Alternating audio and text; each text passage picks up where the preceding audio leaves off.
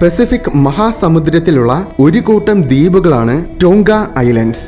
ചെറുതും വലുതുമായ 170ഓളം ദ്വീപുകൾ ഇവിടെയുണ്ട്.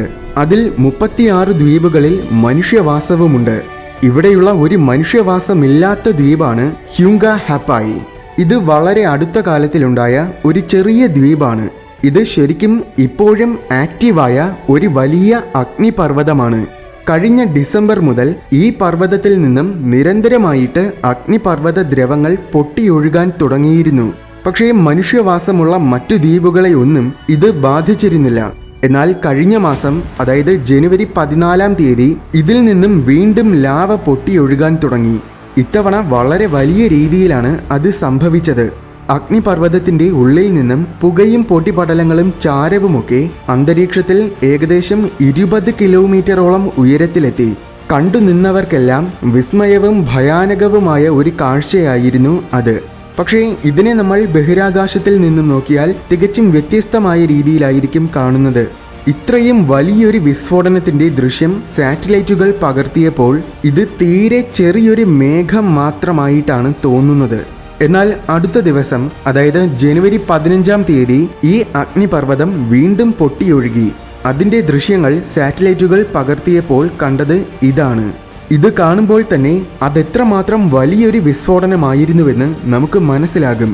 ഇതിന്റെ അനന്തരഫലങ്ങൾ അതിരൂക്ഷമായിരുന്നു. ആസിഡ് റെയിൻ, സുനാമി, അന്തരീക്ഷ വ്യതിയാനങ്ങൾ, അങ്ങനെ ഹ്യൂങ്ക ടോങ്ക അഗ്നിപർവ്വത വിസ്ഫോടനം കാരണം എന്തൊക്കെയാണ് ഭൂമിയിൽ സംഭവിച്ചതെന്ന് നമുക്ക് നോക്കാം.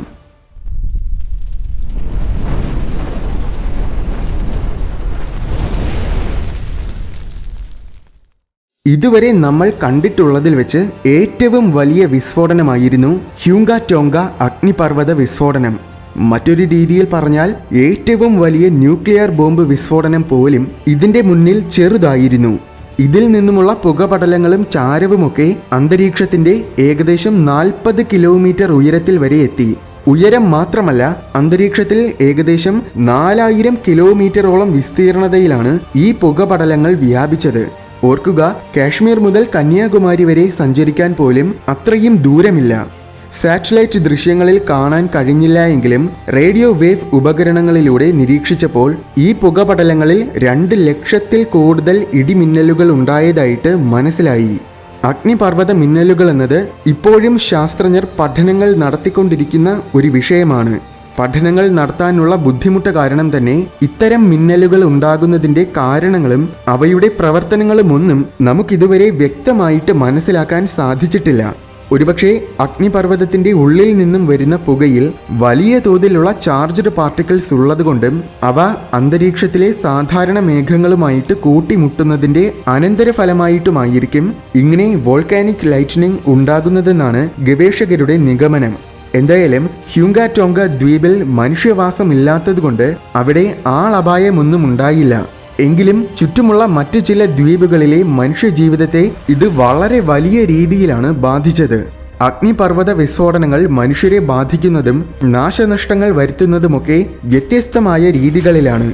ഏറ്റവും ഗുരുതരമായ പ്രശ്നം ആഷ് ക്ലൗഡ്സ് അഥവാ ഉള്ളിൽ നിന്നും വരുന്ന പുകപടലങ്ങളാണ്. ഈ പുകപടലങ്ങളിൽ വലിയൊരു ശതമാനവും അടങ്ങിയിരിക്കുന്നത് അഗ്നിപർവ്വതത്തിന്റെ ചാരമാണ്. അന്തരീക്ഷത്തിലേക്ക് ഉയർന്നു പൊങ്ങുകയും ആയിരക്കണക്കിന് കിലോമീറ്ററുകളോളം വ്യാപിക്കുകയും ചെയ്യുന്ന ഈ ചാരം തിരിച്ച് മഴ പോലെ പൊഴിഞ്ഞ് നിലത്തു വീഴും.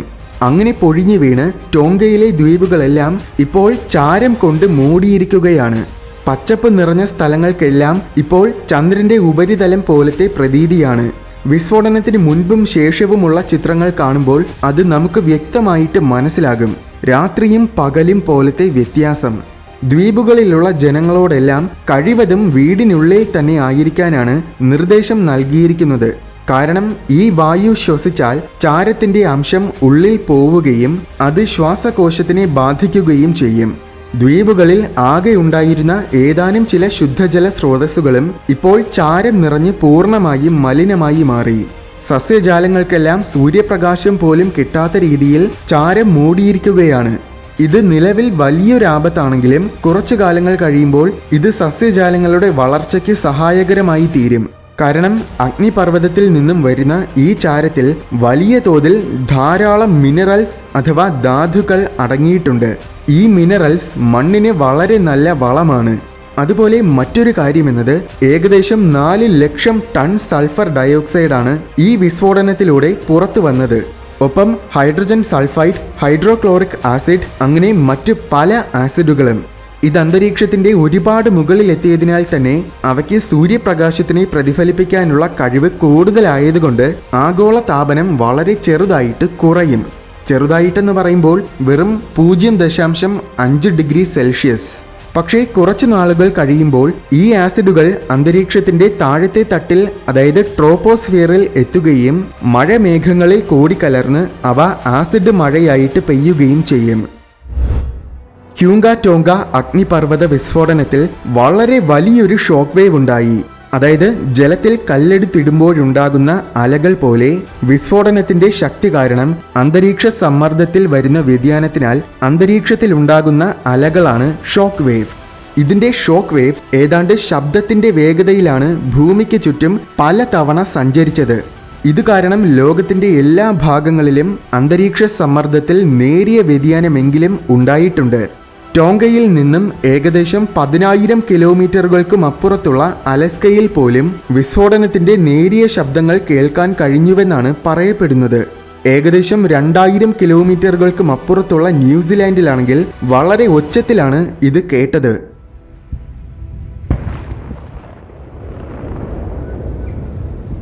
ഇനി 65 കിലോമീറ്ററുകൾക്കകലെയുള്ള മറ്റൊരു ദ്വീപിലുള്ളവർ കേട്ടത് ഇങ്ങനെയാണ്. ചുറ്റുമുള്ള ചില ദ്വീപുകളിലെ പല ജനാലകളിലെയും ചില്ലുകളും തകർന്നു പോയതായിട്ട് റിപ്പോർട്ടുകളിൽ പറയുന്നുണ്ട്. ഈ ഷോക്ക് വേവിന് പുറമെ സുനാമിയും ഉണ്ടായി. സമുദ്രത്തിനുള്ളിൽ പലയിടങ്ങളിലുമായിട്ട് നിരന്തരം ധാരാളം അഗ്നിപർവ്വത വിസ്ഫോടനങ്ങൾ സംഭവിക്കുന്നുണ്ട്. അവയൊന്നും സാധാരണഗതിയിൽ സുനാമി ഉണ്ടാക്കാറില്ല. പക്ഷേ ഇതിന്റെ അസാമാന്യമായ തീവ്രത കാരണം ചുറ്റുമുള്ള 100 കണക്കിന് ദ്വീപുകളിലും New Zealand, Australia, Japan, Alaska, South America, അങ്ങനെ ലോകത്തിലുള്ള പലയിടങ്ങളിലുമായിട്ട് സുനാമികൾ ഉണ്ടായി. പക്ഷേ വളരെ ചെറിയ സുനാമികളായിരുന്നുവെന്ന് മാത്രം. എങ്കിലും ചുറ്റുമുള്ള ചില ദ്വീപുകളിലെ തീരപ്രദേശങ്ങളിൽ ഇത് ചെറിയ നാശനഷ്ടങ്ങളൊക്കെ വരുത്തിയിട്ടുണ്ട്. അഗ്നിപർവ്വത വിസ്ഫോടനം സംഭവിച്ച ഈ ഹ്യൂങ്ക ഹപ്പായ് എന്ന ദ്വീപ് വളരെ അടുത്ത കാലത്തിലാണ് രൂപം കൊണ്ടത്. അടുത്ത കാലമെന്ന് പറയുമ്പോൾ 2014 2 ടെക്ടോണിക് പ്ലേറ്റുകൾ തമ്മിൽ കൂട്ടിയിടിക്കുമ്പോൾ ഇടിയുടെ ആഘാതം കാരണം കൂട്ടിയിടിക്കുന്ന അതിരിൽ വലിയ മലനിരകൾ ഉണ്ടാകും. അതായത് ഹിമാലയ പർവ്വത നിരകൾ ഉണ്ടായതുപോലെ. എന്നാൽ ചിലപ്പോൾ ഒരു ടെക്ടോണിക് പ്ലേറ്റിന് കട്ടി കുറവാണെങ്കിൽ അത് മറ്റേ പ്ലേറ്റിനടിയിലാകും. അപ്പോൾ ഭൂമിക്കുള്ളിലെ ചൂട് കാരണം അടിയിലായ പ്ലേറ്റ് ഉരുകാൻ തുടങ്ങും. ഈ ഉരുകുന്ന പദാർത്ഥങ്ങൾ മുഴുവൻ സമീപമുള്ള കട്ടി കുറഞ്ഞ ഭാഗങ്ങളിലൂടെ പുറത്തു വരും. അതാണ് അഗ്നിപർവ്വത വിസ്ഫോടനങ്ങൾ. ഇങ്ങനെ ഓസ്ട്രേലിയൻ പ്ലേറ്റും പസഫിക് പ്ലേറ്റും തമ്മിൽ കൂട്ടിയിടിച്ചതിന്റെ അനന്തരഫലമായിട്ടാണ് 2 പ്ലേറ്റ്സും തമ്മിൽ യോജിക്കുന്ന അതിരിൽ ധാരാളം അഗ്നിപർവ്വതങ്ങൾ ഉണ്ടായതും ഈ അഗ്നിപർവ്വതങ്ങൾ പൊട്ടിയൊഴുകുന്ന ലാവ തണുത്തുറഞ്ഞ് അവിടെ കാലങ്ങൾക്ക് മുൻപ് ധാരാളം ദ്വീപുകൾ ഉണ്ടായതും. അങ്ങനെ ഉണ്ടായ ദ്വീപുകളാണ് ടോങ്ക ദ്വീപുകൾ. ഈ മേഖലയിൽ ഇപ്പോഴും പുതിയ ദ്വീപുകൾ ഉണ്ടായിക്കൊണ്ടിരിക്കുകയാണ്. അതുപോലെ ഏകദേശം 100 വർഷങ്ങൾക്ക് മുൻപ് സംഭവിച്ച ഒരു അഗ്നിപർവ്വത വിസ്ഫോടനം കാരണമാണ് ഹ്യൂങ്ക ഹപ്പായ് ദ്വീപിന്റെ ആദ്യ ഭാഗങ്ങൾ ഉണ്ടായത്. അതായത് വശങ്ങളിൽ കാണുന്ന ഈ 2 ചെറിയ ഭാഗങ്ങൾ. ശേഷം 2014 ഇവിടെ വലിയൊരു വിസ്ഫോടനം സംഭവിച്ചു. അതിന്റെ അനന്തരഫലമായിട്ടാണ് ഈ 2 ഭാഗങ്ങളെയും ബന്ധിപ്പിക്കുന്ന രീതിയിൽ ദ്വീപ് പൂർണ്ണമായും രൂപം കൊണ്ടത്. ഇത് പുതിയതായിട്ട് രൂപം കൊണ്ടതിനാൽ തന്നെ ഒത്തിരി ശാസ്ത്രജ്ഞർ ഈ ദ്വീപിൽ പല പഠനങ്ങളും നടത്തുന്നുണ്ട്. നാസയിലെ ശാസ്ത്രജ്ഞർ വരെ ഇവിടെ ഗവേഷണങ്ങൾ നടത്തുന്നുണ്ട്. എന്തെന്നാൽ ഇത് സമുദ്രത്തിലായതിനാൽ ഇതിനെക്കുറിച്ച് പഠിക്കുമ്പോൾ മാഴ്സിലുണ്ടായിരുന്ന അഗ്നിപർവ്വതങ്ങളെക്കുറിച്ചുമുള്ള ചില കാര്യങ്ങളും മനസ്സിലാക്കാൻ സാധിക്കും. എന്തെന്നാൽ മാഴ്സിലെ പല അഗ്നിപർവ്വതങ്ങളും പണ്ട് കോടിക്കണക്കിന് വർഷങ്ങൾക്ക് മുൻപ് സമുദ്രത്തിൽ മുങ്ങിക്കിടക്കുകയായിരുന്നു. കാലക്രമേണ ജലമെല്ലാം വറ്റിയപ്പോഴാണ് മാഴ്സിന്റെ ഉപരിതലം ഇന്ന് കാണുന്ന രീതിയിലായത്. എന്തായാലും വിസ്ഫോടനത്തിന്റെ ആഘാതം കാരണം ഇപ്പോൾ ഈ ദ്വീപ് കുറച്ച് മുങ്ങുകയും പഴയതുപോലെ 2 ഭാഗങ്ങളായിട്ട് വീണ്ടും മാറുകയും ചെയ്തിരിക്കുകയാണ്. എങ്കിലും ഇനിയും ഇതിനെ ശാസ്ത്രജ്ഞർ വർഷങ്ങളോളം പഠനങ്ങൾ നടത്തും. നമുക്കിത് കാണാൻ വളരെ കൗതുകകരമായിട്ട് തോന്നിയാലും ഇത് കാരണം കുടിക്കാൻ ആവശ്യമായ ശുദ്ധജലം പോലും നഷ്ടമായി അത്യധികം കഷ്ടപ്പെടുന്ന വലിയൊരു ജനസമൂഹം ടോങ്ക ദ്വീപുകളിലുണ്ട്. അവർക്ക് വേണ്ടുന്ന സഹായങ്ങൾ നൽകാൻ ലോകരാജ്യങ്ങളെല്ലാം ശ്രമിക്കുന്നുണ്ട്. ഇനിയും ഇത് പൊട്ടിത്തെറിക്കാനുള്ള സാധ്യതയുണ്ടെന്നാണ് വിദഗ്ധർ പറയുന്നത്. അതിനാൽ തന്നെ അടുത്ത 6 മാസത്തേക്ക് ഇതിനെ തുടർച്ചയായിട്ട് നിരീക്ഷിച്ചുകൊണ്ടിരിക്കും.